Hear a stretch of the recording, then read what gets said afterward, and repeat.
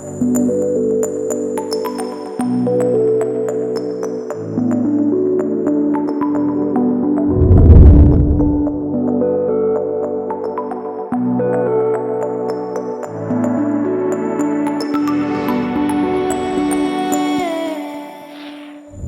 guys, welcome back to my YouTube channel. Today I'm going to be doing this makeup look. It is very like peachy with a touch of neon in it. I love the way that this turned out. So I feel like this is perfect for any kind of like nighttime summer party. I mean, I would wear this all the time. Any look I would wear all the time, but I feel like especially since like the warmer weather is coming, I feel like this is so appropriate for that. So I hope you guys like the tutorial. Please subscribe, thumbs it up. And let's get started. Alrighty, I already primed my eyeballs. I used the Painterly paint pot from MAC.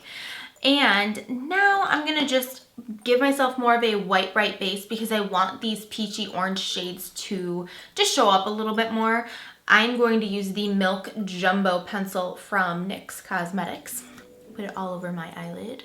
And I put the Painterly down first just because I haven't worn this on its own and I don't want this to crease.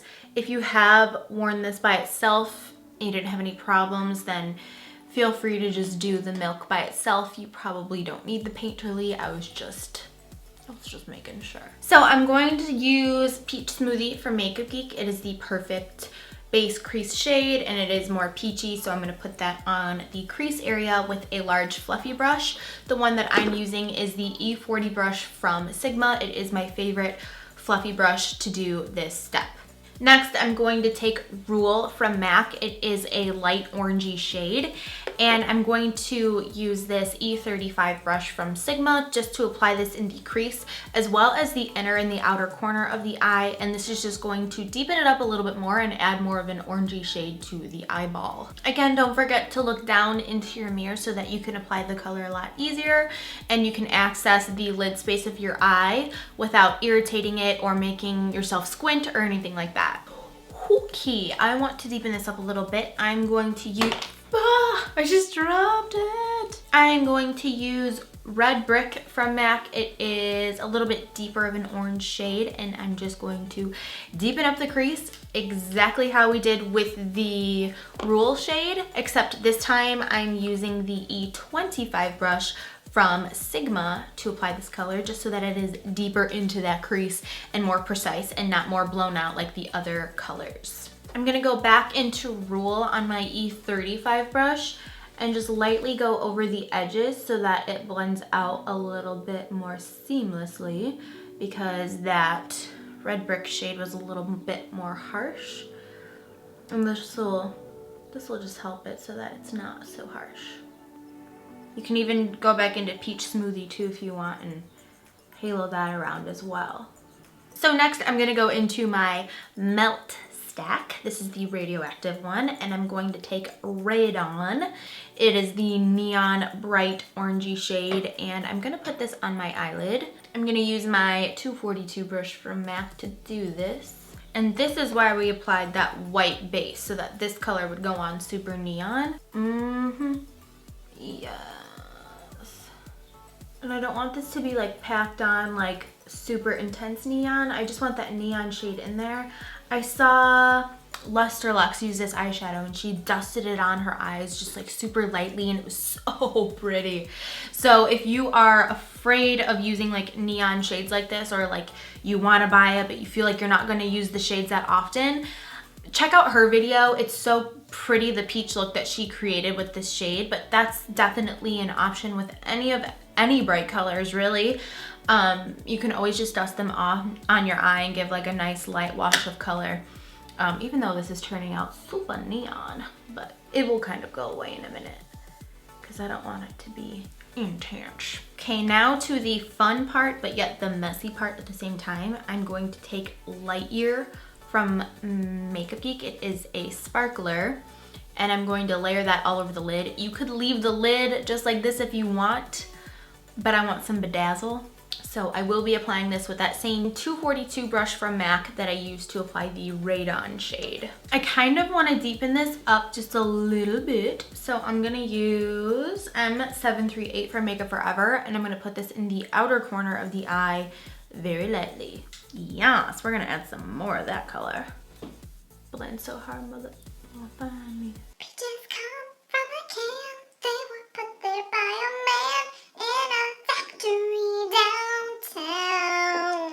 I'm going to highlight the crap out of my brow bone using Nylon eyeshadow from MAC Cosmetics. It is a super frosty yellow based highlighter that I think would complement this perfectly. You probably should have guessed that this was coming. I'm going to use my 242 brush from Makeup Forever and with nothing on it, just go over and make sure it's all blended.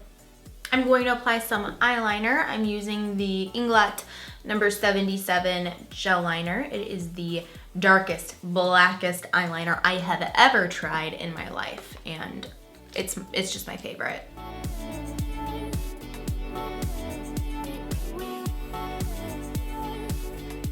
I'm applying some Too Faced Better Than Sex mascara. Just a light layer. I will be applying false lashes after that. The lashes that I'm applying today are the Sophia Lash from Velour Lashes. They're very thick and full and fluffy. Just very, very full of drama. Alrighty, I'm just gonna let those dry and we can move on to the face. I'm going to use the Veil Mineral Primer from Hourglass. This gives you a very nice satin sort of finish to the skin. I just do one little pump. I had one person ask me if this really makes you feel like dry or like a mask is on your face, and no, it's actually very soft and smooth and it feels like satin on your skin. It is so awesome. It feels like it just smooths it out, almost like the finish of the Professional from Benefit. It's really, really nice. For my foundation, I'm going to be using the Tarte Rainforest of the Sea foundation. I'm in the shade Light Neutral. And I'm actually going to apply it with a Beauty Blender sponge because I haven't in a while. So I thought I'd try it today. It's been a hot minute.